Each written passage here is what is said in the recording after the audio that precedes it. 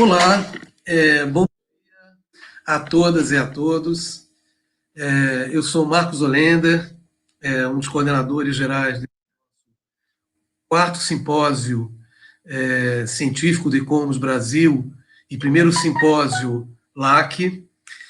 Gostaria de dar as boas-vindas a todas e todos que estão aqui nos assistindo para esse terceiro Café do Conhecimento, cujo tema é um tema extremamente apropriado para os dias de hoje, que é sobre o patrimônio cultural e o decolonial, o pensamento decolonial. Nesse sentido, gostaria de apresentar, primeiramente, né, a nossa mesa de hoje, a nossa roda aqui presente, que vai se juntar à roda do público que está nos assistindo para essa conversa, né, que vai ser o mais informal possível nesse mundo virtual, né, do nosso Café do Conhecimento. Pois bem, em primeiro lugar, eu queria apresentar o nosso convidado especial, que vai ser aquele que vai fazer as primeiras considerações e provocações, né, e que vai apresentar o tema para que a gente possa depois desenvolver a nossa roda. Ele é o professor Mário Santana. O professor Mário Santana é arquiteto pela Universidade Central da Venezuela, Master in Science, Conservation of Historic Buildings and Towns, pelo Centro de Conservação Le Maire, na Bélgica, e doutor pelo mesmo centro. Membro da direção do ICOMOS Internacional desde 2014 e atual vice-presidente para a América do Norte. Professor associado do Programa de Conservação Arquitetônica e Sustentabilidade da Carleton University, em Ottawa, no Canadá, e professor visitante do Air Le Maire International Centre of Conservation, na Bélgica. Além do professor, a quem eu agradeço muitíssimo ter aceito o convite para estar aqui nos brindando com a sua presença e com a sua exposição, eu queria também convidar para participar dessa roda aqui nesse nosso mundo virtual o professor da Escola de Belas Artes da UFRJ, Rubens de Andrade, a coordenadora do Comitê Científico Nacional do ICOMOS de Interpretação do Patrimônio, a socióloga Sônia Rampin, e o historiador e doutorando de História da UFJF, Jeremy. Desculpa, eu estou aqui sem o seu... depois se apresenta, né, o seu sobrenome, me desculpa. Ato falho meu. Pois bem, para dar início à nossa roda de conversa, né, gostaria então de passar a palavra ao nosso convidado especial, professor Mário Santana. Por favor, professor. Muchas gracias, Marcos. Obrigado. Buen día. Disculpen que esté tan tarde. Los problemas del tiempo siempre son... Las diferencias de tiempo afectan muchísimo y yo tenía pensado que habían 2 horas de diferencia con Brasil y que había 1 hora y hay 2 horas. Bueno, vamos a abordar el tema. Bueno, digamos, problemas raciales siempre han existido en nuestra sociedad, ¿no? Y sobre todo, yo soy de origen venezolano. En Venezuela siempre ha habido muchos conflictos raciales y siempre ha estado en la palestra. Sin embargo, desde lo que pasó con el COVID y lo que pasó derivado a eso, lo que pasó en los Estados Unidos, generó un movimiento en el cual un grupo, la gente de color de los Estados Unidos, pues se sintió totalmente afectada porque hay una discriminación sistemática en muchas instituciones y una de ellas es la policía de los Estados Unidos.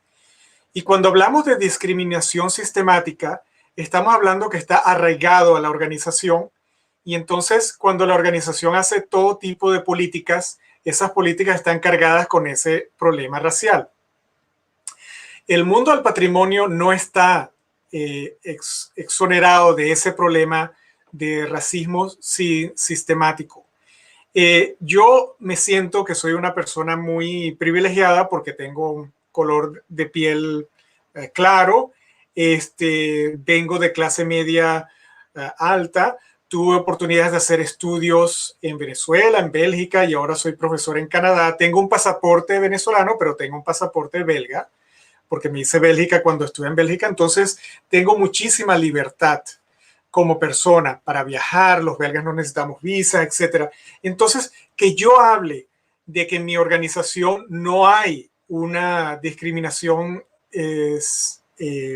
marcada es erróneo, porque puede que sí la haya, y la hay, en el ICOMOS la hay, como en otras organizaciones. Si uno se pone a ver la representación de las personas que trabajan en el ICOMOS, vamos a ver que hay un número inferior de personas de otras, de colores, de gente de color. Y eso puede indicar varias cosas. Puede indicar que hay un racismo sistemático que no es intencional, pero existe. Y existe muy arraigado.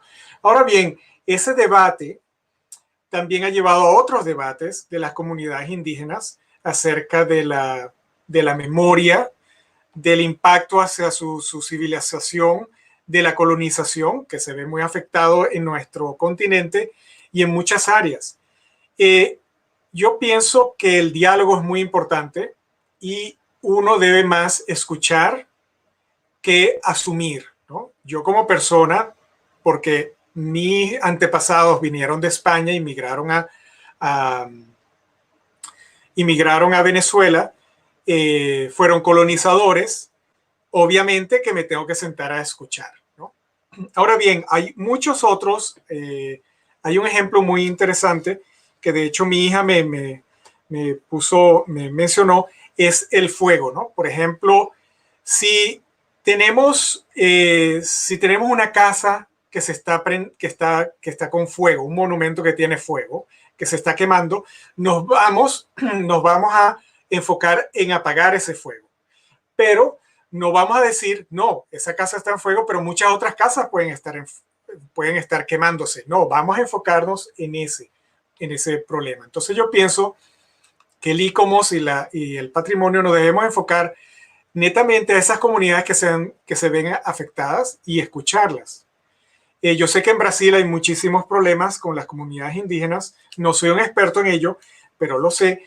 Y me parece que eso es un tema muy importante también como la gente de color, porque Brasil y Venezuela son países donde hubo obviamente una gran, muchos, pues, se llevaron muchos esclavos a nuestra sociedad, a nuestros pueblos, y entonces hay pues un sistema, tenemos un problema multirracial y es importante que hay mucha gente que dice, no, pero somos sociedades muy multiculturales. Por ejemplo, inclusive Canadá, donde yo vivo, es una sociedad muy multicultural. Sin embargo, hay racismo sistemático, tal vez no hacia la gente de color en uno u otro sentido, porque hay un mínimo número, pero por ejemplo, en las comunidades indígenas en Canadá hay un problema. Ahora bien, el ICOMOS ha tratado de enfocarse en eso de diversidad y de colonización del patrimonio. Y se ha lanzado un debate que se realizó en julio, organizado por los profesionales emergentes del ICOMOS, y ahí se discutió cuáles son los problemas. Estamos demandando cambio y reescribir un poco y simbolizar la historia. Ahora bien, si vamos a tumbar o a cambiar calles, nombres de calles, es importante que lo hagamos y es importante escuchar cuáles son las razones por cuáles hacerlas. Es un problema que debemos enfocar. Si hay una estatua de una persona que simboliza una serie de actos negativos en el pasado, es importante escuchar por qué. No podemos decir, eso es patrimonio, hay que conservarlo, no me importa lo que diga quien diga nada. Yo pienso que, no sé qué piensan ustedes en ese tema. Pienso que la discusión podría ir en eso. ¿Qué hacer con qué cambios debemos tener en los símbolos del patrimonio y también en las organizaciones? Y si quieren, ahí lo dejamos y entonces empezamos el debate, si les parece.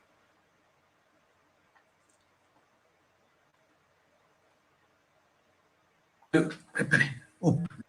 Professor Mário Santana, muito obrigado pelas suas colocações. Eu acho que foram colocações bastante objetivas e extremamente pertinentes ao tema, porque as questões raciais e as questões das comunidades tradicionais, né, dos povos e comunidades tradicionais, né, bem como dos nossos continentes, principalmente, né, do continente africano, pelo menos da parte sul do continente americano, né, e também de uma parte do continente asiático, são questões muito prementes hoje, né, inclusive, principalmente no campo do patrimônio, né.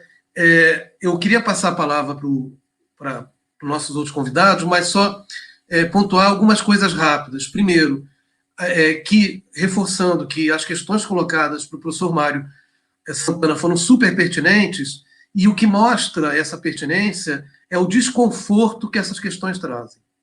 Porque não são questões fáceis de serem debatidas. São questões desconfortáveis, que trazem um desconforto para a gente hoje. Essas situações, essa realidade, né? E eu costumo falar, eu gosto de reforçar isso, que esse caráter dessas questões é um indício da fundamental importância delas, né? Esse é um ponto. Outro ponto, e aí reforçando algo que já foi dito na palestra do Gustavo Arossi na terça-feira, são duas questões que o professor Mário retorna aqui. Primeiro, a necessidade de se escutar o outro, de se efetivamente escutar o outro, e na relação dessa questão, no nosso caso, da preservação do patrimônio.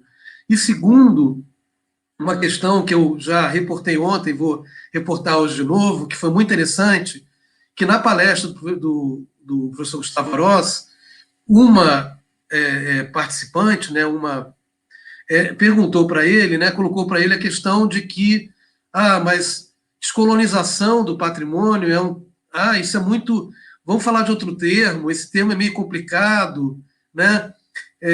Não está na hora de falar disso, de descolonização, tal.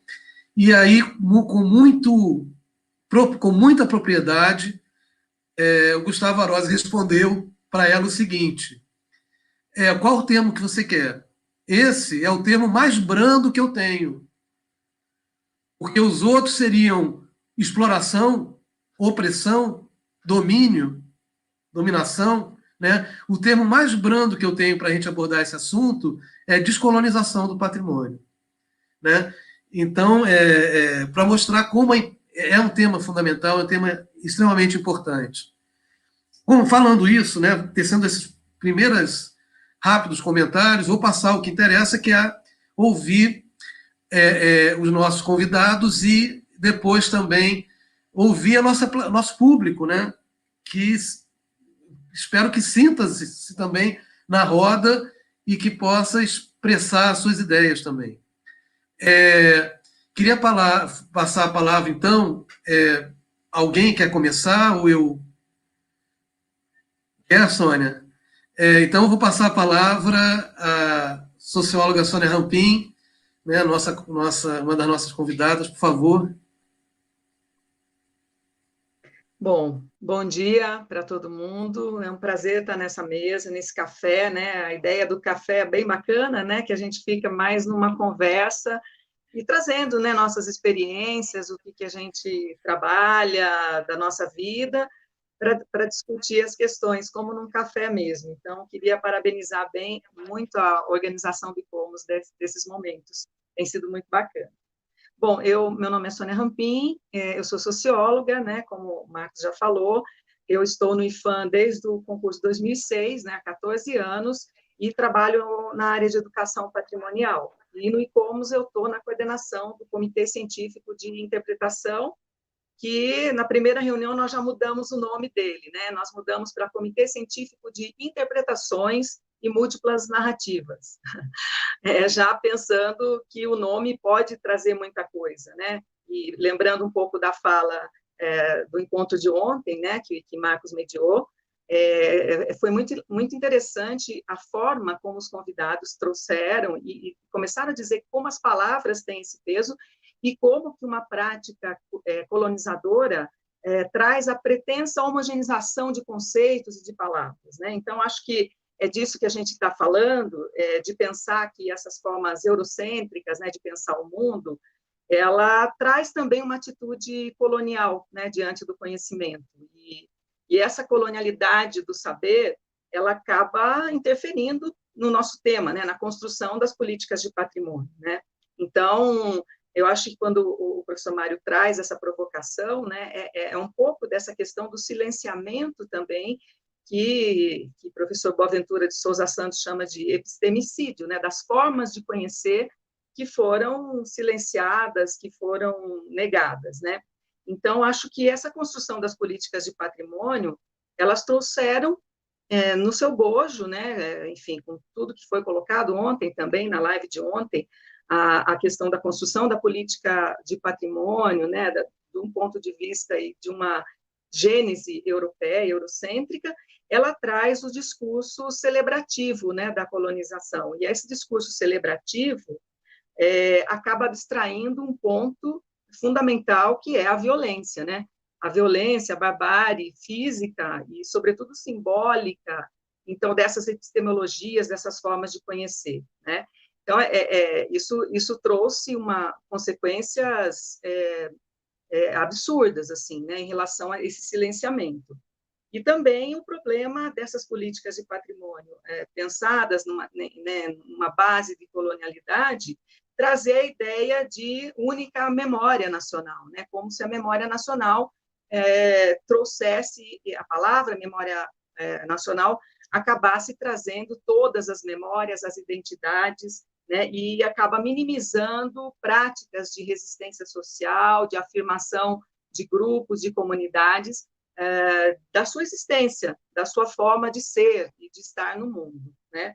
Então, acho que falei isso para focar numa palavra, né? Eu acho que hoje em dia eu tenho prestado muita atenção nas palavras, né? E no que elas querem dizer e no que elas orientam as nossas práticas, que é a palavra escuta, né? O professor Mário falou, Marcos falou também, e isso é uma prática, né? A palavra escuta é uma coisa que a gente tem buscado demais, né? E aí, tentando contribuir para o debate com a questão que o professor Mário colocou, o que a gente faz, né? Veja bem, eu estou num órgão de Estado, eu estou no IFAM, eu estou num órgão de preservação. Que práticas, né? E como a gente pode, no nosso dia a dia e na nossa prática profissional, batalhar, né, e é uma batalha mesmo, é uma militância por essas práticas de escuta, né? Então, acho que essas práticas de escuta, primeiro, eu sou da área de educação também, né? Então, a gente não foi ensinado, as nossas bases de formação na área de educação, enfim, os nossos processos de escolarização, nós não fomos ensinados a ouvir, né? Muito pelo contrário. A gente escutar o que o outro tem a dizer. A gente entendeu que a pessoa que sabe é a que fala, né? Então, é uma escuta passiva nos nossos processos de escolarização, né? Quero trazer um pouco o conceito que Paulo Freire falava da educação bancária. Então, alguém tem o conhecimento e passa esse conhecimento para os outros. Paulo Freire combatia a educação bancária, né? E esse processo de escuta, portanto, de construir de forma coletiva o conhecimento, não é uma prática que a gente foi ensinado nem na nossa educação básica, muito menos na educação superior, né? Então, como é que você faz isso para desconstruir essa prática de que um tem o saber, né, e os outros têm cabeças vazias que vão se nutrir de uma fala ou de um especialista, né? Então, acho que esse processo de escuta, na discussão sobre decolonialidade, ela é fundamental, né? Porque mesmo quando a gente pensa em relação à valoração do patrimônio cultural, nós temos que lembrar que existem múltiplas narrativas sobre esse patrimônio cultural, né? E essas múltiplas narrativas, nos processos formais de identificação, de proteção, de valorização, tem sido uma busca, né, de pessoas que estão de acordo com essa postura. Então, quando a gente pensa em trazer, por exemplo, a ideia dos inventários participativos, né, que é uma ferramenta na área de educação patrimonial que a gente tem trabalhado muito, é justamente nesse sentido de entender que as comunidades, os grupos, né, que foram tanto tempo silenciados, eles têm o protagonismo, né, e eles são autores e, portanto, eles devem ter autonomia na identificação desse patrimônio cultural, né? Então, para contribuir um pouco, eu acho que o que a gente faz, né? O que fazer? Eu acho que, primeiro, é uma busca diária, né? Quando você tem contextos de crise política, como a gente está enfrentando aqui no Brasil, você tem que agir nas frestas, né? Falo muito de agir nas frestas, com micro-resistências, e tentando fazer um processo de articulação e mobilização de pessoas que estejam pensando dessa mesma forma, né? Então, esse processo de escuta não é uma escuta como informante dessas comunidades e desses grupos, né? Como comumente se tem, às vezes, né? Inclusive na etnografia, em algumas pesquisas acadêmicas. Não é o informante que vai nos falar sobre o seu patrimônio, é um processo de escuta de protagonismo, né? E esse protagonismo significa eles serem autores também dessa identificação e dessa produção de conhecimento e dessa construção coletiva desse conhecimento, tentando trazer à tona, né, dar visibilidade para essas vozes, né, para essa perspectiva de multivocalidade, né, que existe no patrimônio. Enfim, só para a gente começar, Marcos, tentei resumir um pouquinho e associar aqui as provocações do professor Mário.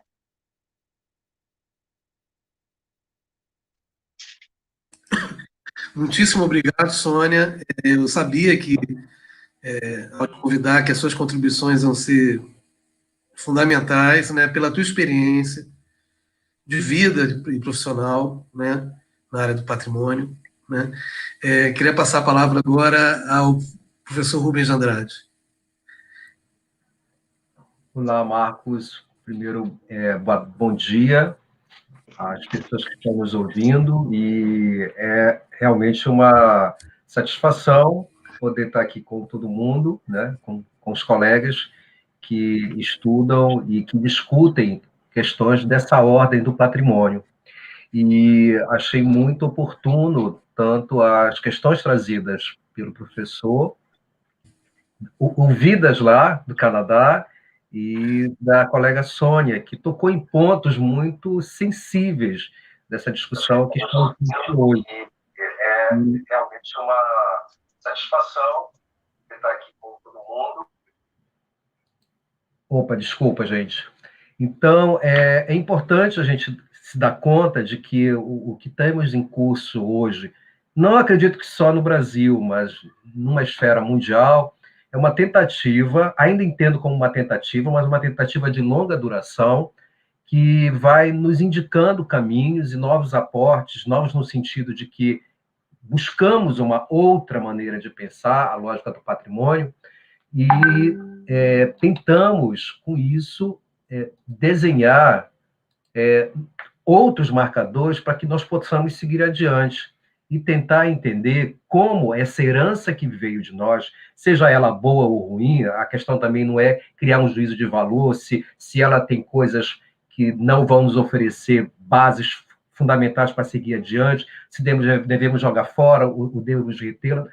Eu acredito que talvez a questão, o ponto de partida, não seja essa valoração, mas sim dar conta, ter a dimensão disso que temos agora, disso que foi retido ao longo das nossas histórias, o que está posto na nossa cidade, o que se revela na materialidade desses espaços, dessas paisagens, e, com isso, fazer realmente uma crítica muito distintiva.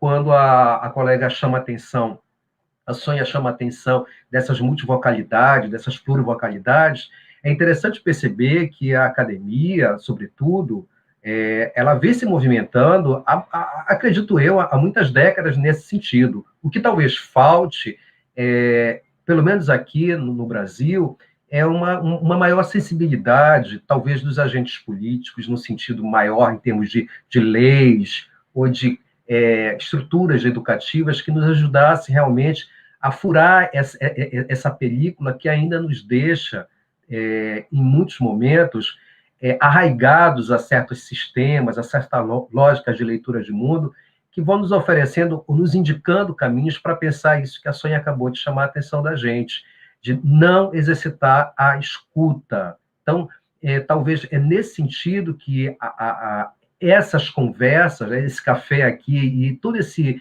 movimento que o Combis tem feito para tentar discutir essas possibilidades outras de entender o patrimônio, que vai realmente forçando a barra e indicando outros caminhos. E claro que eu não poderia tratar dessas questões, ampliando um pouquinho mais o que já foi dito pelos dois colegas anteriores, ainda mais que o meu discurso, a minha fala vem a partir da educação. Eu sou professor, sou docente da Escola de Belas Artes da UFRJ, e é claro que eu tenho um contato direto com uma série de falas e de vivências de estudantes que me chegam, e eu dou aula também de História da Arte, e chegam e falam assim, mas por que a história da arte europeia ainda ela é o ponto fundamental em toda a discussão que vai se fazer de arte numa escola de belas artes? E eu sempre faço contrapontos, tentando mostrar para eles que talvez não seja essa a questão mais central, certo? E dizer, não é que não devamos estudar, eu acho que devemos sim estudar, mas também tentar perceber como nós precisamos dar uma maior valoração ou valorização de uma lógica de interpretação do nosso status quo, de como as nossas paisagens, o nosso patrimônio foi construído. E aí sim fazer realmente essa crítica para que nós possamos entender qual a dinâmica desse processo. E talvez, não sei se o professor Mário já ouviu falar, eu acho que não, é uma linguagem, uma fala muito particular aqui do Brasil, de uma fala que diz que de jogar a água da bacia com a criança junto. Eu acho que não é por aí. Eu entendo que talvez a nossa prerrogativa para colocar em prática tudo isso que a Sônia nos trouxe, dessas polivocalidades, dessas multileituras, é justamente tentar fazer não eu quero dizer um meio termo, mas tentar avaliar tudo isso que nós temos para tentar seguir à frente, reformulando todos esses processos. E, nesse sentido, eu tenho percebido muito isso ao longo da minha prática de ensino, em ouvir esses estudantes, entender a dinâmica de onde eles vêm. Muitos deles não são das zonas mais centrais da cidade, alguns são das periferias, que muitas das vezes não têm acesso ao que a gente está chamando aqui de educação. Então, talvez esse seja um dos movimentos que a gente precise dar conta para pensar o que vamos seguir adiante. E é muito interessante que a gente está tendo uma experiência muito interessante, muito bacana, nesse momento agora, nessas 5 últimas semanas.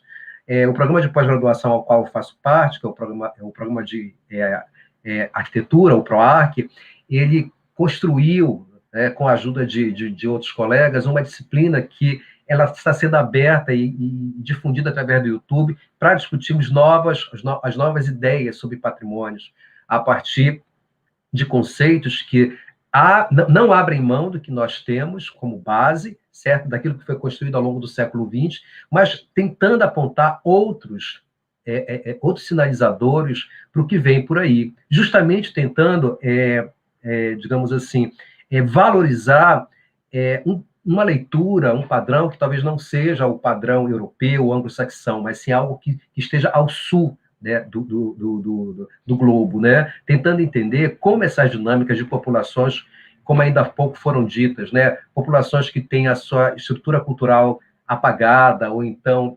desconsiderada, ou desvalorizada, e como isso pode começar a alcançar um outro nível de entendimento e de escuta por parte da sociedade como um todo. Só que essas escutas, elas precisam sair de certos ambientes, que são ambientes que eu poderia dizer aqui, a grosso modo, um tanto fechados em si mesmos, né? Então, talvez aí que está a importância dessas discussões, ainda mais hoje na internet, onde, de fato, temos uma socialização muito ampla do conhecimento e onde podemos entender que essas falas que vêm dos saberes localizados nos livros, nas academias, em determinados grupos sociais ou instituições, elas precisam, de fato, mas de fato mesmo, serem ampliadas, ganharem eco para que esses ecos realmente sejam ouvidos e entendidos pela sociedade de uma maneira geral. E esse é o nosso papel, Marcos, aqui nesse espaço, de podermos ir adiante dessa discussão e realmente colocarmos em pauta esses pontos e realmente tocar na ferida, sabe? Porque é uma ferida aberta. As frestas, Sônia, eu troco frestas por feridas, tá? Porque são coisas que elas precisam ser suturadas, na verdade, né? Suturadas para que a gente possa ir adiante. Eu lembro agora, só para finalizar, Marcos, de um trabalho de uma ex-aluna da Escola de Belas Artes, que ela tem discutido questões decoloniais, e um livro que ela publicou, que também estava ligado com o nosso grupo de pesquisa, foi um livro chamado Saturar, certo? Que ela justamente colocava em pauta, né, e brincava com a palavra nesse sentido de que precisamos realmente olhar para essas feridas e tentar tratá-las urgentemente. Senão, vamos continuar discutindo de uma maneira muito bonita, muito acadêmica e tudo mais, mas eu entendo que já é hora de passarmos para uma outra fase e realmente irmos adiante nessa discussão. Marcos, obrigado. Sônia, obrigado. Essa primeira fala para a gente começar a nossa rodada de conversa. Muitíssimo obrigado, professor Rubens. Eu queria só reforçar, antes de passar para o Jeremy, o que eu falei para a Sônia também vale para você, né? Que, essa sua fala é importante e ela é forte, porque vem também de uma experiência de vida profissional muito intensa. Experiência essa hoje também acrescida, né? Você hoje é diretor de extensão da Escola de Belas Artes, né? Que você tinha me falado. Os projetos de extensão na universidade são fundamentais, porque são formas dessa universidade se integrar com as comunidades. Né? Então, eu acho que até também essa experiência extensionista, ela acrescenta toda essa força à sua colocação também, com certeza. Né? Eu queria passar, então, agora a palavra para o Jeremy Dioses, né? Eu tinha esquecido de falar o sobrenome dele, um sobrenome tão forte, né? Em português seria Jeremy Deuses, né? E como é que eu vou esquecer desse sobrenome do meu orientando, inclusive, no doutorado? Jeremy, por favor.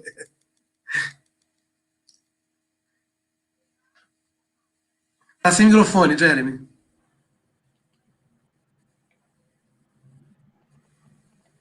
Boa tarde a todas e todos. Agora sim se escuta? Sim? Tá. Eu agradeço por compartilhar a mesa com vocês, né? Eu sei que vocês já têm um recorrido bem mais importante que aquele que eu tenho, né? Mas mesmo assim vou... Sim. Tá um pouco assim vou dar... o som. Fala um pouquinho mais alto. O microfone está um pouco baixo. Boa tarde a todas e todos. Agora sim se escuta bem? Sim? Tá. Eu agradeço por participar na mesa, né? Eu sei que eu estou... vocês têm um percurso bem mais importante que o que eu tenho por enquanto, mas mesmo assim eu gostaria de dar minhas apreciações, né, sobre o que a gente está falando agora. Bom, para começar minha fala, eu quero apresentar dois casos que vão me ajudar a explicar um pouco o meu olhar com respeito às questões que o professor Santana levantou. A primeira delas é a movimentação do monumento a Pizarro, que esteve no centro de Lima, a capital do meu país, Peru. Este monumento foi movimentado da praça principal da capital e foi feito por iniciativa de alguns civis, né, alguns habitantes que não se sentiam representados com esta escultura. E tal é assim que é engraçado, né? Porque o Pizarro foi levar uma praça bem mais pequena e seu tamanho não era equivalente ao tamanho da praça, né? Mas este caso é sintomático, né? Ajuda a pensar um pouco como é que se faz esta relação entre monumentos, representação e habitantes, né? Acontece que Lima como eu acho que são a maior parte das capitais em Sudamérica e em África, imagino também, tinha uma quantidade de população branca superior nas outras, em comparação às outras províncias, né, estados. Então, isso fazia que eles criaram uma ideia da Lima branca, da Lima criolla, todos eles muito orgulhosos dessa herança. Aconteceu que no século XX, né, Lima sempre foi uma cidade de imigrantes. Sempre teve imigrantes de todos os países, de todas as cidades. E no século XX, a partir dos anos 70, mais ou menos, teve uma grande imigração andina. Mas desde Lima se constrói uma ideia de que todo o andino é indígena. E se aquele indígena é branco, com olhos verdes, eles falam que é um indígena branco, né? É porque a imagem das serras, para as pessoas que moram no litoral, né, onde eu moro, é que mesmo eles sendo provavelmente fenotipicamente mais brancos, eles, mesmo assim, eles estão encaixados na ideia do serrano, do indígena. Então, sempre teve um preconceito com as pessoas que vinham do interior, né? E quando eles viram, eles trouxeram toda a sua... Mesmo eu sou filho de imigrantes, né? Só que eu sou da parte do norte. Então, quando eles viram, eles trouxeram todas as suas expressões culturais, né? Sua música, sua comida. E Lima virou, assim, uma capital já não tão branca como tiveram gostado aqueles filhos de espanhóis, né? Ou italianos ou franceses. E eles se desplazaram para o sul. Mas o centro ficou, a composição social foi composta maioritariamente por indígenas e alguns africanos. Então, por causa disso, aqui é onde eu faço essa relação, né? Composição social, representatividade, monumentos, né? A composição social mudou por causa dessa migração.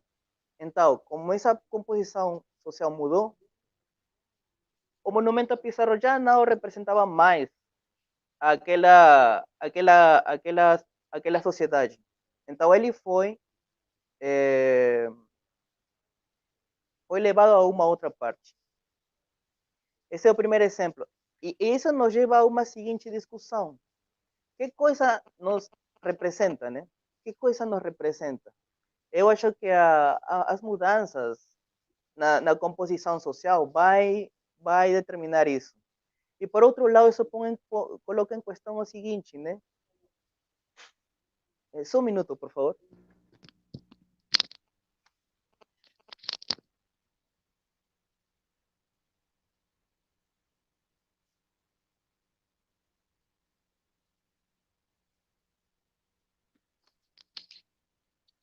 Jeremy. Desculpem, teve um problema. Bom, só para continuar, né? O que aconteceu nos levou a uma seguinte situação. Isso vai permitir que a gente olhe que o problema da modernidade, né, acarretou isso, uma não representação das pessoas que moram na América Latina, né?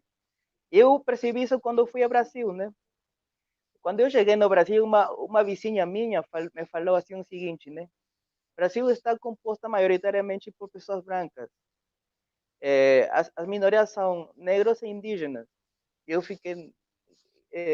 não entendia, né? Porque é Sudamérica, né? É Sul-América. É um pouco esquisito achar que nesta parte do mundo a maior quantidade de pessoas são brancas, né?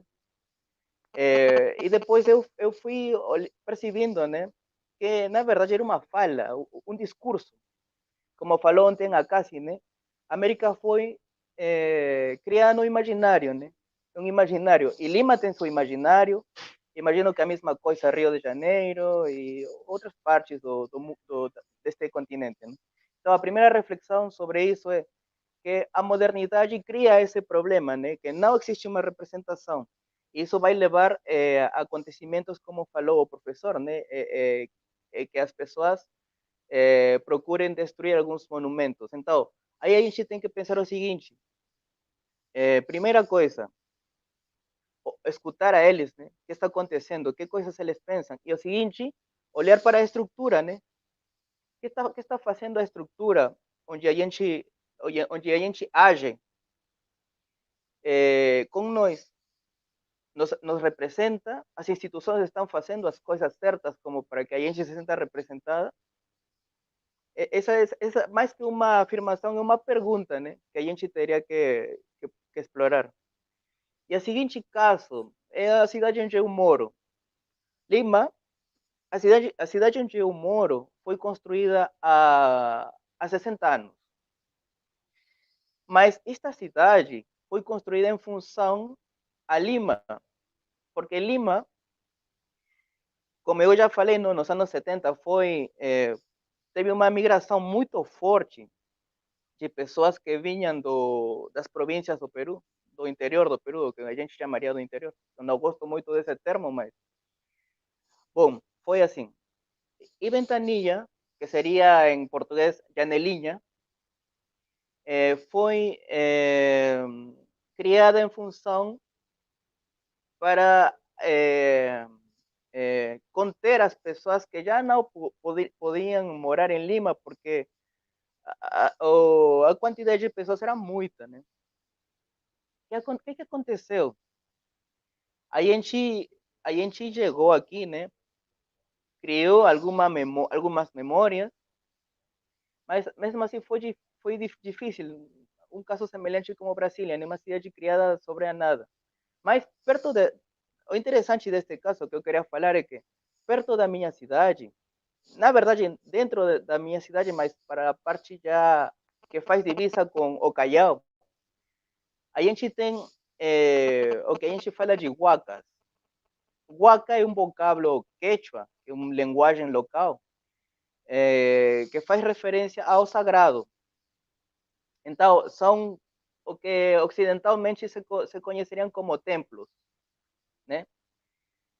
E nesse espaço tem todos os períodos históricos possíveis, desde as migrações das migrações que viram da Europa, né? Dos primeiros homens que chegaram à América, que aquele homem se chama Homem de Chivateros, que é o primeiro músico, né? Porque acharam um osso com buracos para fazer música, até período Inca, é dizer, todos os períodos estão lá.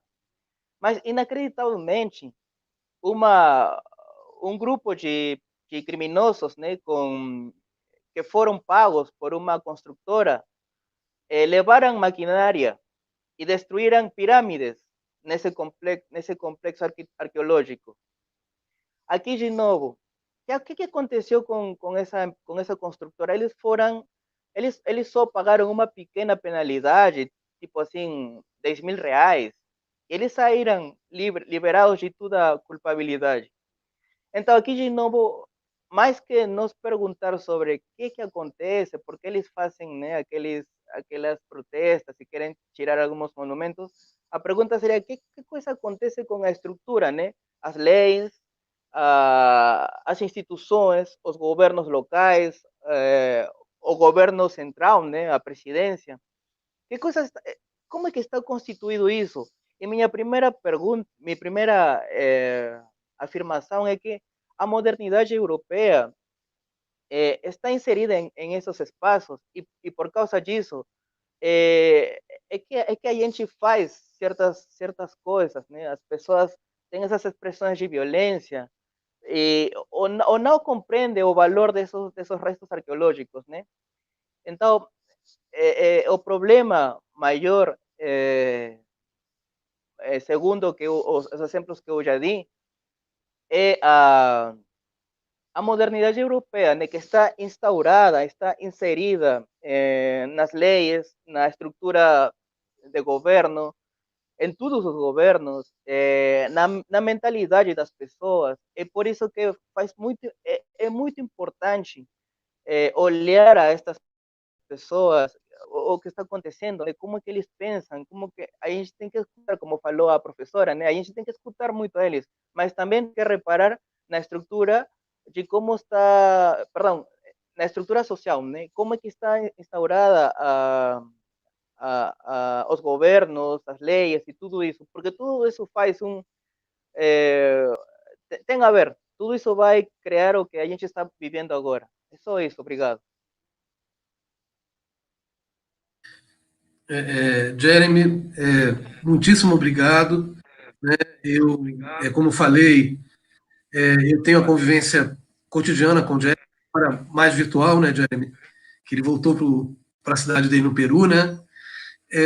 Mas esse meu convite a ele foi por isso, porque, como vocês perceberam, é alguém que tem, na sua própria vivência, na sua própria experiência cotidiana, essa reflexão e esses questionamentos, né, que eu acho que trazem uma contribuição fundamental para esse debate.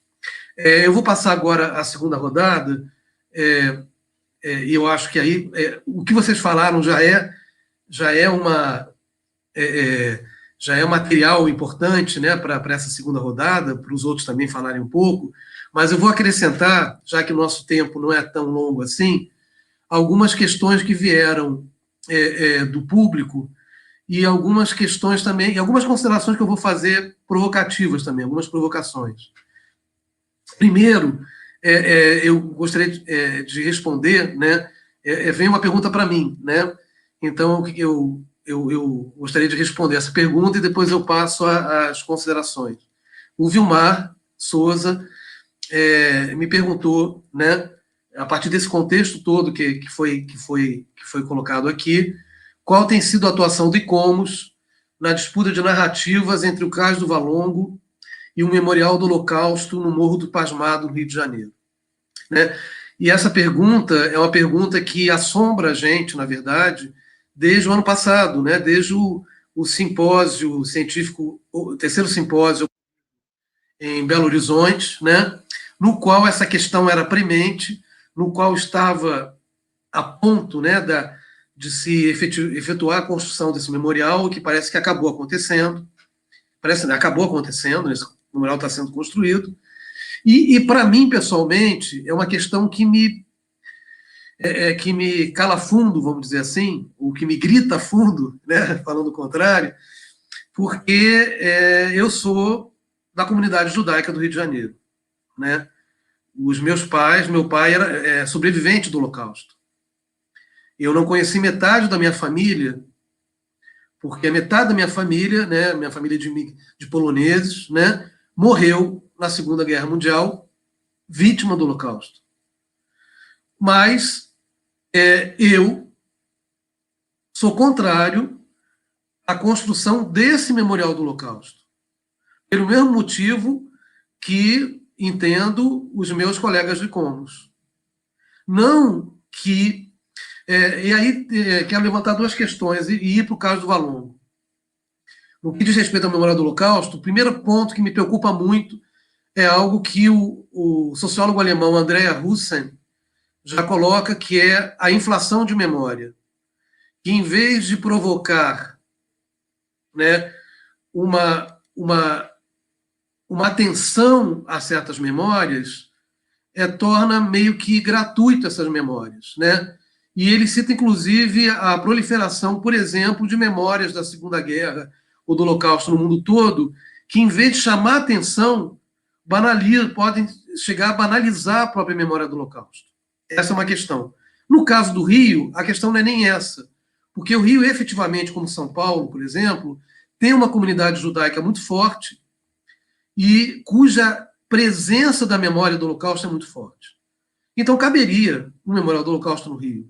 Eu defendo isso. Mas não nesse lugar, mas não da maneira como foi feito. A questão do memorial do Holocausto é essa. Né? Na verdade, a maneira como ele foi feita, o monumento se tornando monumental, e não confunda, é importante que a gente não confunda os dois conceitos. Monumento é uma coisa, monumental é outra, hoje em dia, né? Porque quando a gente fala monumental hoje, é aquilo grandioso, monumento é aquilo carregado de memória, né? Essa forma monumental é inserida num espaço, numa paisagem que está na zona de amortecimento da paisagem cultural do Rio de Janeiro, patrimônio mundial, é uma forma muito mais de aparecer certos agentes políticos que queriam, e eu falo isso claramente, ganhar votos da comunidade judaica. É uma questão puramente de jogo político, daquilo que o jogo político tem de mais mesquinho, vamos dizer assim, né? Esse é o meu entendimento. A proposta original do Memorial do Holocausto, no meu entendimento, era muito mais apropriada, que era uma placa, se não me engano, no aterro do Flamengo, era um monumento, acho que o Rubens, não sei se conhece, era um monumento em escala bem menor no aterro do Flamengo, em que as pessoas fazendo as suas caminhadas perceberiam que existia alguma coisa diferente ali, se aproximariam do monumento e só então elas seriam informadas e, né, uma coisa mais introspectiva, própria da memória. Né? Esse era o monumento original. Não essa coisa espetaculosa que foi feita, que está sendo feita no Morro do Pasmado, né? Afetando, inclusive, uma paisagem cultural preservada e reconhecida mundialmente, por alguns ganhos políticos, né? Então, essa é a minha posição, e se eu não me engano, em toda a discussão desde o ano passado, por favor, se alguém do ICOMOS também presente aqui, participou dessa discussão e todo esse movimento, quiser me contribuir, né, complementar, ou mesmo criticar alguma coisa que eu falei, seja à vontade. Essa foi a minha compreensão, e foi o que eu coloquei, inclusive, nessa discussão no ano passado. Né? Mas eu acho pertinente o Memorial do Holocausto, mas não dessa maneira. E dessa maneira, o que acontece? É feito um investimento imenso num monumento espetaculoso, né? E se deixa à míngua um monumento histórico importantíssimo, que é o caso do Valongo,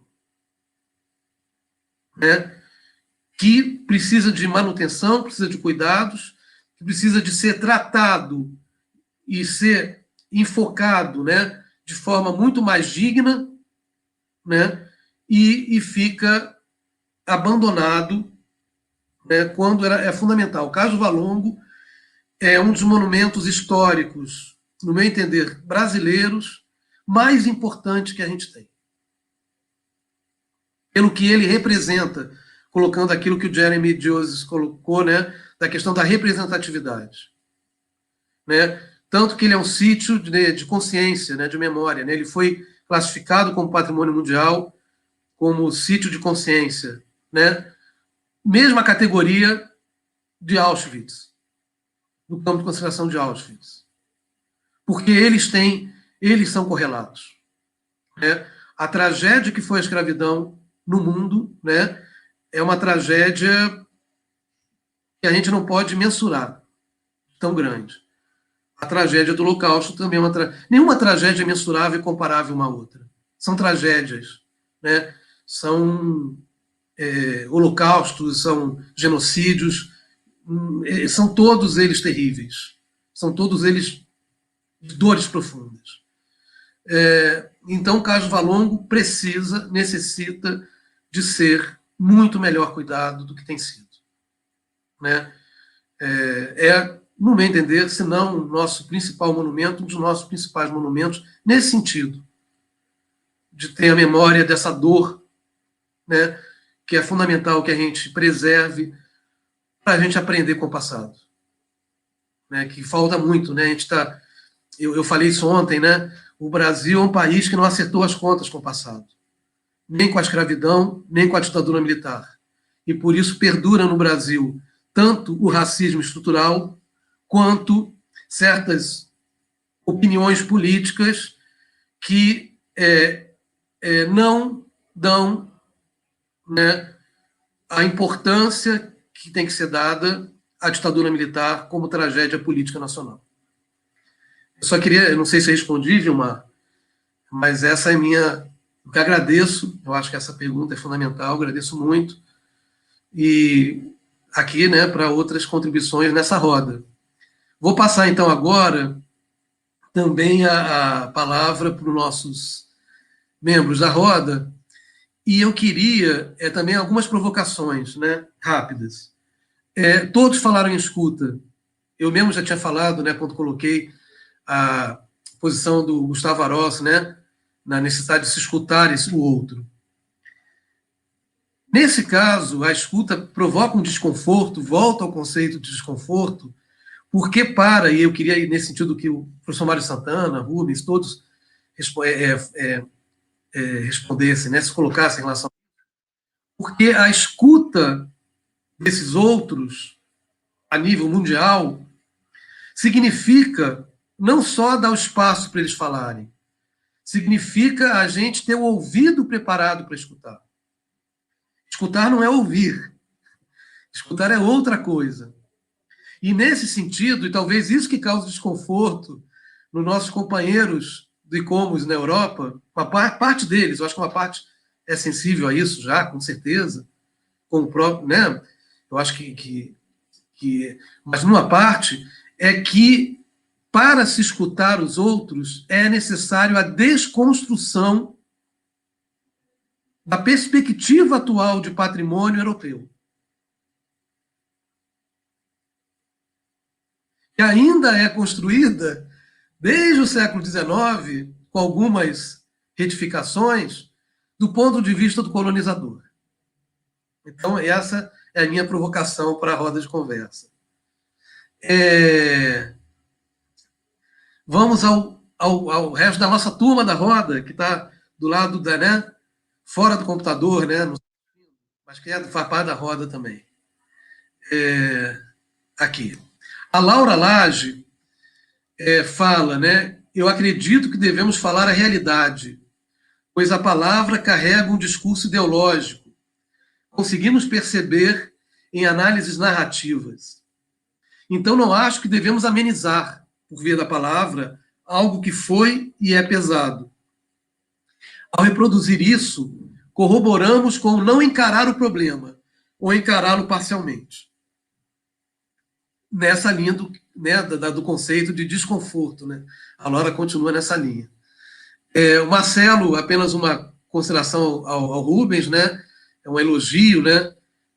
Que o Rubens conseguiu sintetizar os pensamentos anteriores e conduzir novas camadas de conhecimento. Né? Eu acho que é um aluno seu, ou ex-aluno, né? Marcelo Salvador. O Arlindo Carvalho pergunta a Sônia, né, que curioso, interessado em saber quais as ações você e o IFAM vem realizando na educação patrimonial, relacionando a elaboração do inventário participativo junto à comunidade nesse processo educativo. Você falar um pouco mais disso, né? E por enquanto, deixa eu ver se chegou mais alguma. Não, por enquanto são essas, além das minhas provocações e das provocações que vocês já se fizeram, né, nas suas falas. Passo a palavra, então, pela ordem, né, de entrada, ao professor Mário Santana. Marcos, só um minuto. Eu poderia colocar uma questão também para o professor Mário? Professor Mário, é rápido, eu acho que é importante. Eu gostei muito de ter ouvido o senhor a partir dessa perspectiva de como venezuelano. Você me entende? Sí, dime qual é a tua pergunta. Sim, eu queria entender como é que o senhor, como venezuelano, né, olha para a Venezuela hoje, a partir do lugar que você está, em função dessa ideia do patrimônio. Eu estou perguntando isso porque eu convidei uma colega nossa que trabalha na Venezuela, uma pesquisadora, uma arquiteta que trabalha com paisagem, e perguntei para ela sobre o parque que o Burle Marx tinha projetado na Venezuela, e ela me dizia que o parque estava muito deteriorado e tudo mais. Então, como é que o senhor vê hoje a situação do patrimônio em termos políticos, em termos ideológicos, no universo venezuelano, a partir desse seu olhar de fora da Venezuela? Bueno, mira, Para hablar de Venezuela hay que hablar de política, obviamente. Y obviamente yo no soy, no admiro ni a Maduro ni a Chávez para nada, porque me parece que han destruido a nuestro país en todas sus dimensiones. Y el patrimonio es una de ellas. El patrimonio en Venezuela está en el abandono. Hay mucha gente que se esfuerza, pero es que en Venezuela hay una crisis médica y económica y social. Y esta crisis médica y social tiene impacto en la vida común de la persona. Y como pueden ver, lo que ha estado sucediendo en la Universidad Central de Venezuela, donde las estructuras de hormigón, de concreto reforzados se han venido abajo, es por la falta de mantenimiento y la falta de recursos, ¿no? Y también muchos profesionales venezolanos en el patrimonio se han ido de Venezuela. Hay más de 5 millones, más de 3 millones de venezolanos se han ido, y todos profesionales. La situación es bastante grave, sí, muy, muy grave. Y obviamente que en Venezuela hay una polarización muy importante, y la polarización tiene que ver con el patrimonio también, ¿no? Sí. Obrigado. No sé si te puedo responder. Yo tenía un comentario acerca de Sonia, porque me pareció muy importante la parte de la educación. Yo creo que cambiar la mentalidad de nosotros, personas que ya tenemos experiencia, es difícil. Yo pienso que los movimientos sociales se han visto más que todo por parte de los profesionales emergentes. De repente esa es la parte importante, la educación. Yo veo que, por ejemplo, mis hijas que tienen 20 años son personas mucho más tolerantes a la diversidad de lo que yo lo soy, ¿verdad? Y yo pienso que si nosotros establecemos ese cambio y esos programas de educación inclusiva, podemos tener conversaciones más profundas, ¿verdad? En el futuro. Gracias. Gracias por la pregunta. Professor Mário, o senhor quer também comentar alguma coisa das perguntas feitas pelo público ou das colocações de todos da roda? No sé si estaba leyendo, lo que pasa es que mi portugués es un poco malo. Si tú me quieres hacer alguna de las preguntas, sí. Aquí hay una pregunta del profesor. ¿Y cómo es la disputa de narrativa? Sí, hay una cosa importante. Yo estoy en la parte de la tecnología, y una parte que me parece importante es que tenemos múltiples narrativas de un sitio de patrimonio. Y una cosa que estamos explorando es cómo podemos crear representación digital que pueda mostrar esas diferentes narrativas, ¿no? Sin entrar en el campo de la discusión, ¿verdad? Mira, esta no es verdad, esta sí es verdad. No, vamos a presentarlas todas y que la persona que va a visitar el sitio tome sus propias decisiones, ¿verdad? No sé, a mí me parece que es una parte de la tecnología que no se ha explorado mucho y que podría ser muy interesante. Otra cosa importante es, en el lunes que viene se va a lanzar la iniciativa Our World Heritage Initiative, nuestro patrimonio mundial. Y en esa iniciativa vamos a tener también bastantes discusiones acerca de la inclusión en la lista de patrimonio mundial. Entonces los invito a unirse. Les voy a poner el link en el chat, ¿ok? Para el lunes. Bueno, no sé si otro de nuestros colegas tiene más cosas que decir. Então, quando o senhor coloca, né, o chat, a Mônica Schler já no primeiro dia, na terça-feira, também já avisou a gente, né, dessa iniciativa importantíssima.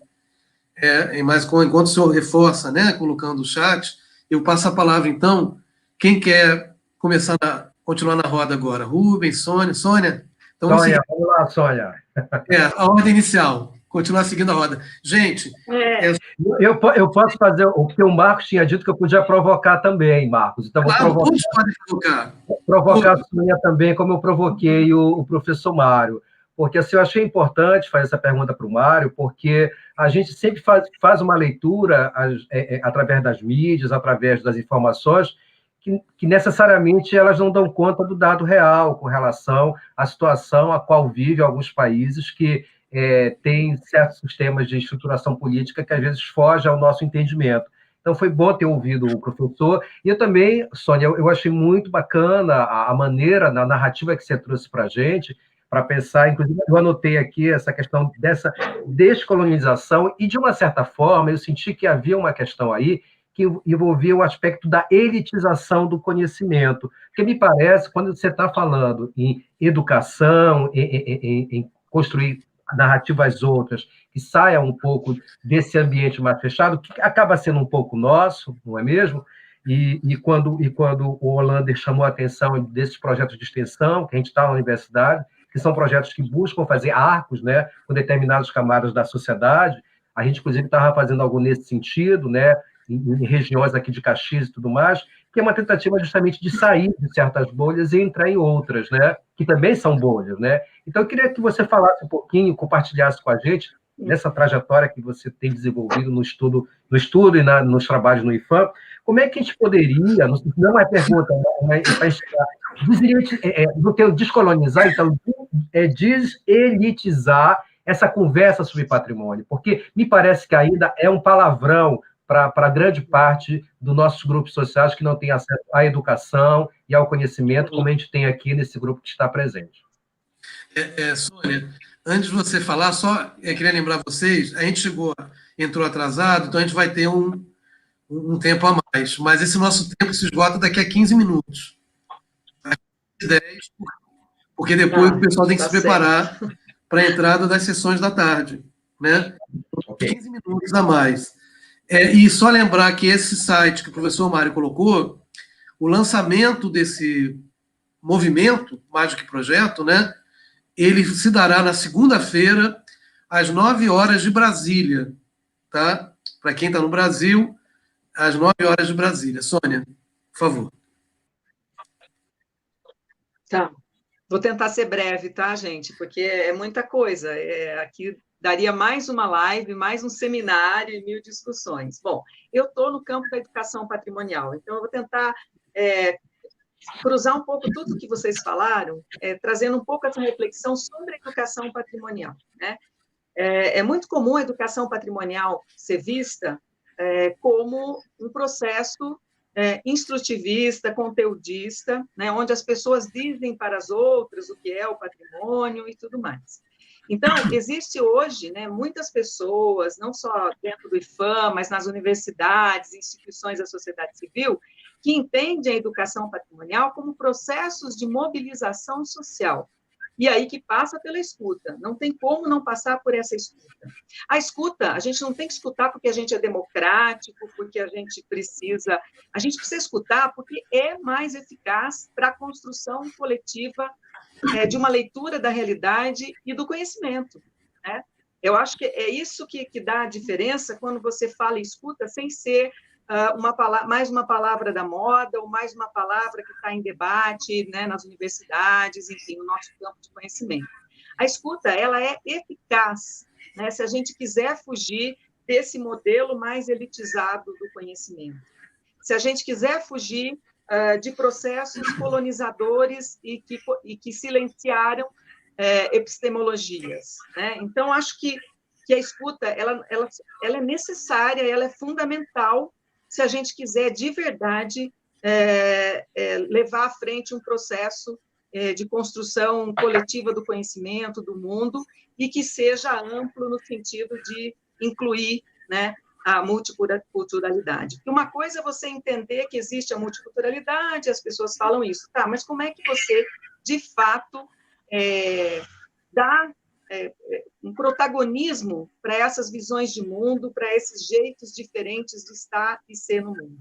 Eu acho que é aí que está a diferença. E aí nós vamos ter muitos problemas, né? Porque a gente vem de um modelo educacional e de construção de políticas de patrimônio que é um modelo colonizador, né? Então, assim, os nossos instrumentos, as nossas ferramentas, como a gente trabalha, os nossos organismos internacionais, eles estão todos impregnados com esse modelo instrutivista, conteudista. Como é que você faz para enfrentar isso? E aí, professor Rubens, quando eu falo em frestas e micro-resistências, é justamente saber, por exemplo, eu estou no Estado, eu estou no órgão do Estado, né, que tem obrigações em relação ao patrimônio. Como ser horizontal, como ser, permitir que a gente consiga construir essa visão coletiva e esses planejamentos coletivos. Não é fácil isso, por isso que eu falo de frestas e micro-resistências, né?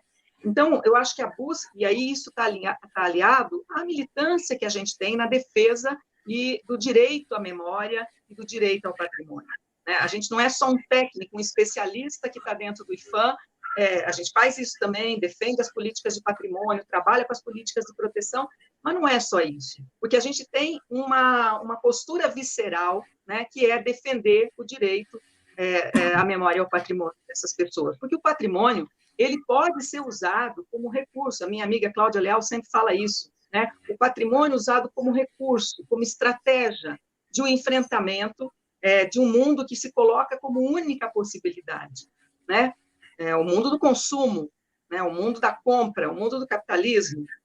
É possível enfrentar isso? Como é que se enfrenta isso? Então, para mim, o patrimônio ele está muito relacionado a essa luta política das pessoas estarem no mundo do jeito que elas querem estar, que tem a ver com a sua identidade, com a sua formação, né? Os inventários participativos, aí eu já aproveito para responder a pergunta do Arlindo, é uma forma que a gente pensou de uma ferramenta baseada numa ferramenta que o IPHAN já tem de identificação, que é o INRC, Inventário Nacional de Referências Culturais, só que o INRC ele é um instrumento do Estado, ele precisa de autorização, se contratam equipes para fazer a pesquisa do patrimônio imaterial. O inventário participativo ele nasceu muito num contexto escolar, de educação básica, né? Depois eu posso colocar o link, ou se Marcos ou Carla puder ir colocando o link do inventário participativo no chat.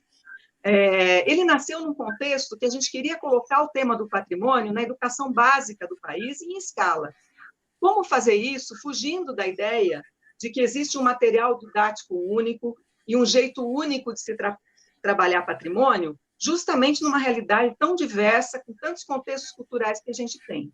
Então, nós optamos no programa Mais Educação, que não existe mais, né? Ele virou hoje um reforço de português e matemática, mas existia o programa Mais Educação, que pensava justamente trazer os problemas que as políticas públicas enfrentam para o cotidiano das escolas. Então, a gente pensou, vamos pensar numa ferramenta que está uma proposta de um inventário participativo para que as próprias escolas olhem os seus territórios, os seus bairros, e comece a identificar esse patrimônio.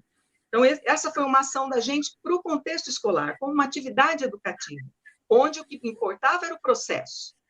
Sem pensar tanto em produtos, assim, se eu coloco uma ferramenta onde as escolas olham para si, identificam as suas referências culturais nas suas comunidades, você está dando um passo. Muito bem, isso lá em 2011, né? Acabou Mais Educação, enfim, a ideia dos inventários participativos, as pessoas começaram a gostar, então nós transformamos o inventário participativo numa publicação nossa, do IPHAN, enfim, e que está livre, que as pessoas podem usar como e quando quiserem.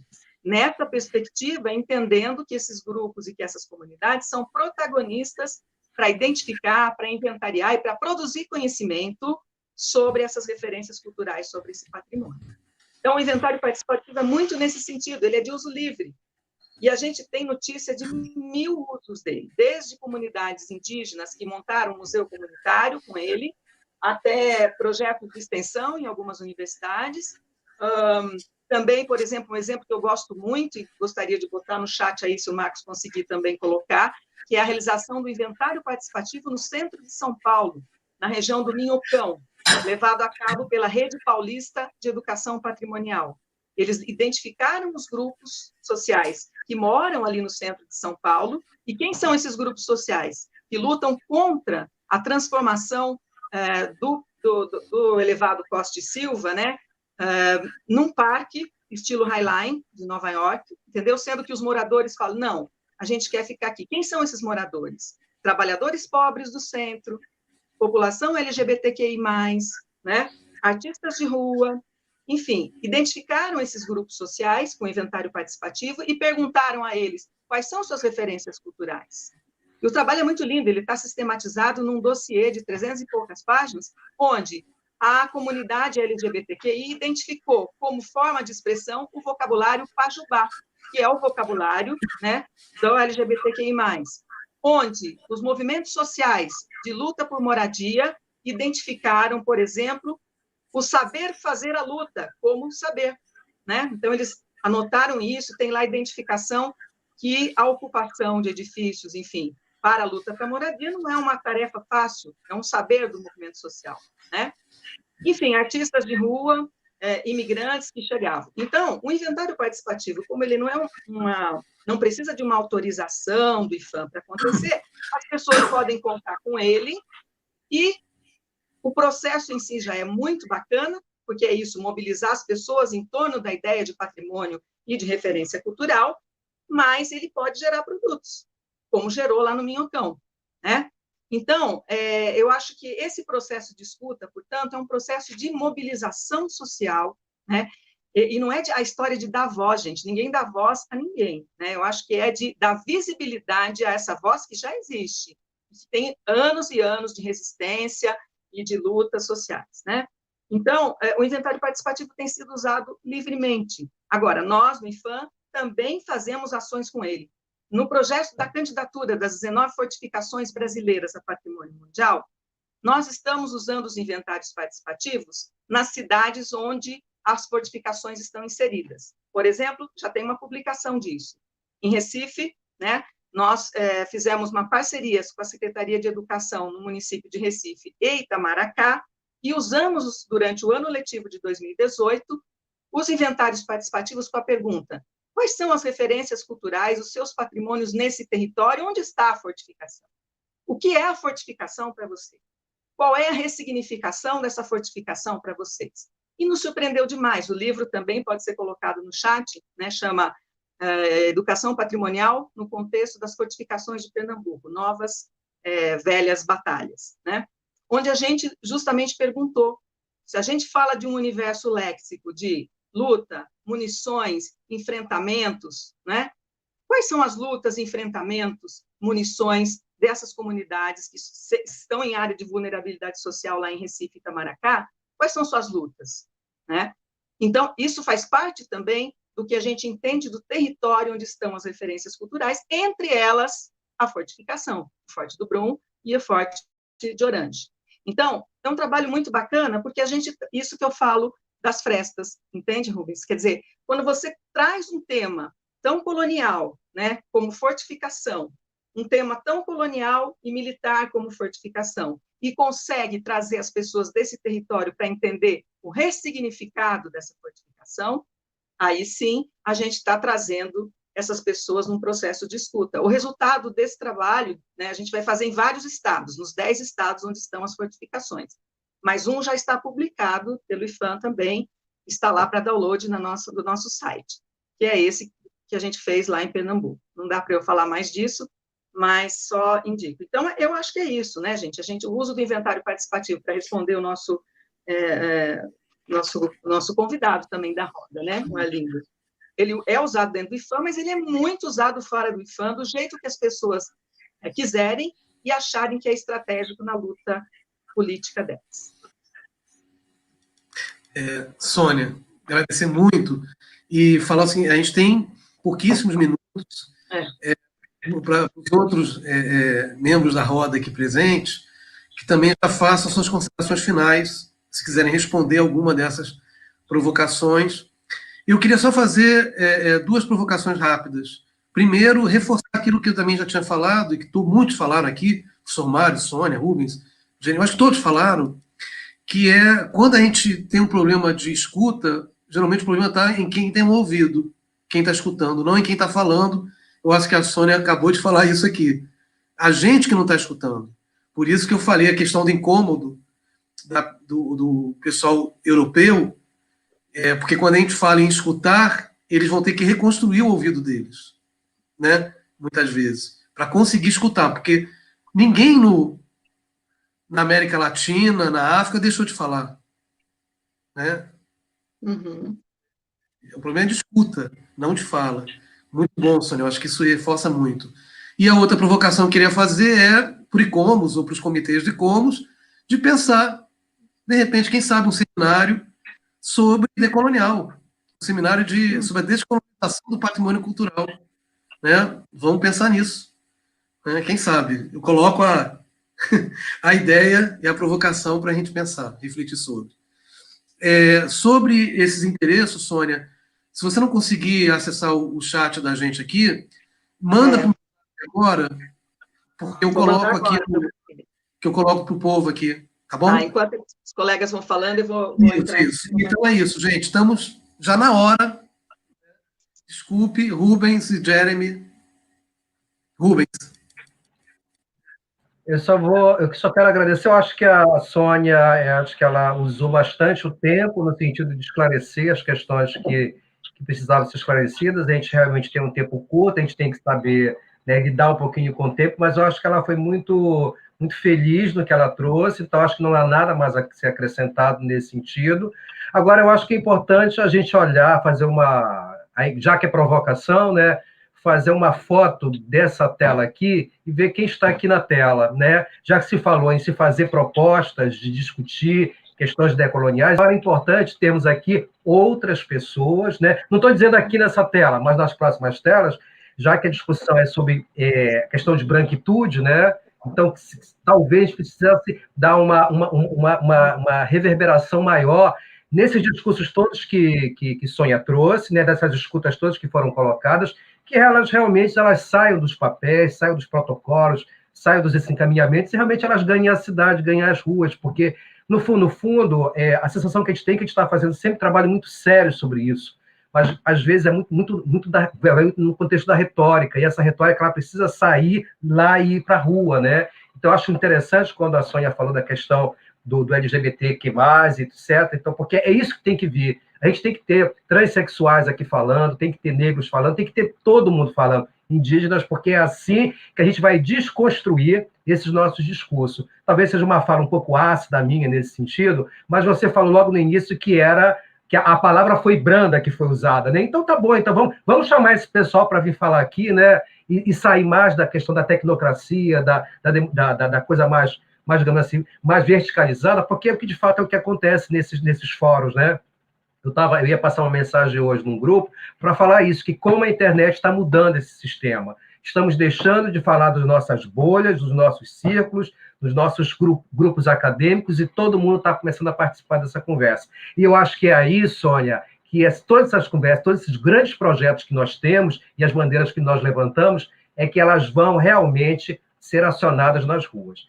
Olander, muito obrigado pelo convite. Foi um prazer estar aqui com o Mário, com Sônia e com o Jeremy, conversando sobre vocês e mexendo um pouquinho mais nessa conversa. Obrigado por você. Rubens, eu acho importante essa provocação.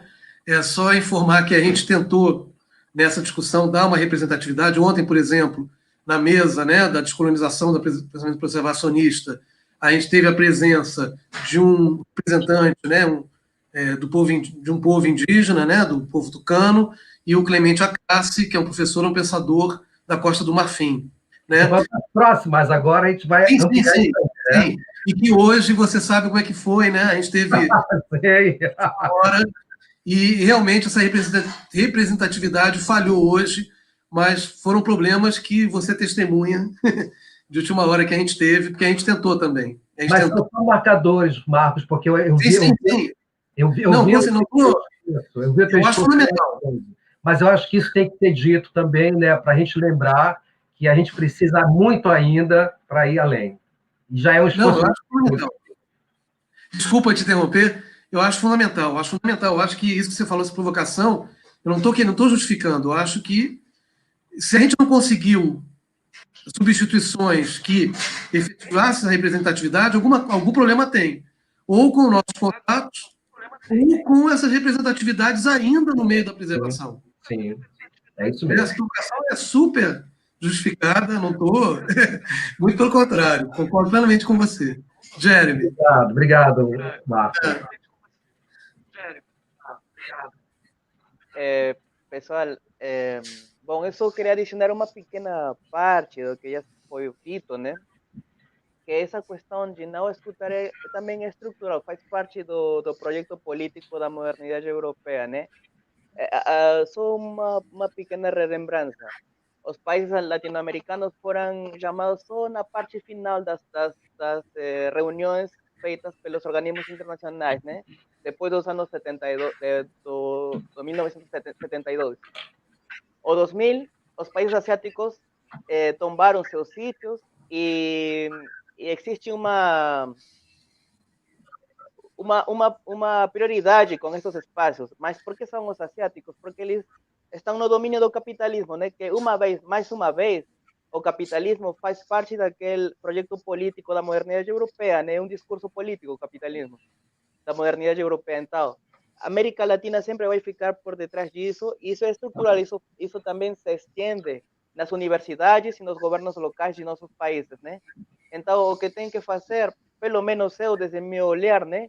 Os estudantes têm que estudar mais, né? Temos que construir o que vocês já falaram, né? Fazer mais círculos de estudo, mais atividades desse tipo, para descolonizar o pensamento, para que finalmente sejamos escutados, né?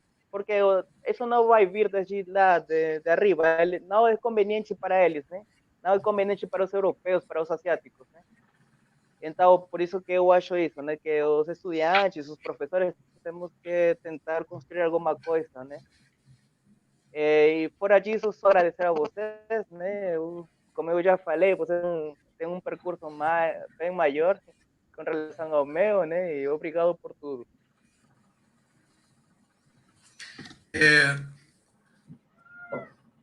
Oi, desculpa, Jeremy, eu estava aqui, eu não sei como é que eu faço isso, Carla, por favor, eu vou botar no chat privado, se puder passar para o chat público.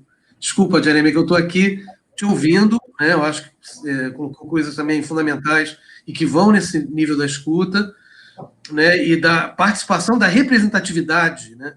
Não só da escuta, o que é mais importante, da efetiva representatividade, né? Dessas outras epistemologias, dessas outras culturas, dessas outras posturas, né?